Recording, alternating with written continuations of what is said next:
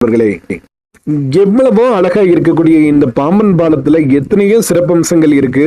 அதை அத்தனையையும் பார்த்து விடலாம் நண்பர்களே.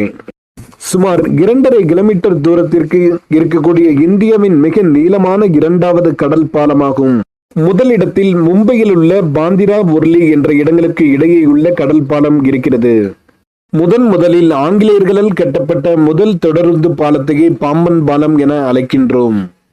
இந்த பாம்பன் பாலத்தில் ரயில் செல்லக்கூடிய அழகே தனி. 1914ஆம் ஆண்டு திறக்கப்பட்ட இப்பாலத்தின் கீழே கப்பல்கள் செல்வதற்கு ஏதுவாக நடுப்பகுதியை உயர தூக்குவதற்கு ஏற்றவாறு வடிவமைத்துள்ளது இந்த பாலத்தின் சிறப்பம்சமாகும். சில ஆண்டுகளுக்கு முன்னர் மீட்டர் கேஜ் பாதையாக இருந்த இப்பாலத்தை 2007ஆம் ஆண்டு ஆகஸ்ட் மாதத்தில் அகலப்பாதையாக மாற்றப்பட்டது. ஒவ்வொரு மாதமும் சராசரியாக இப்பாலத்தின் கீழ் 10 கப்பல்கள் பயணம் செய்கின்றன. அதே சமயத்தில்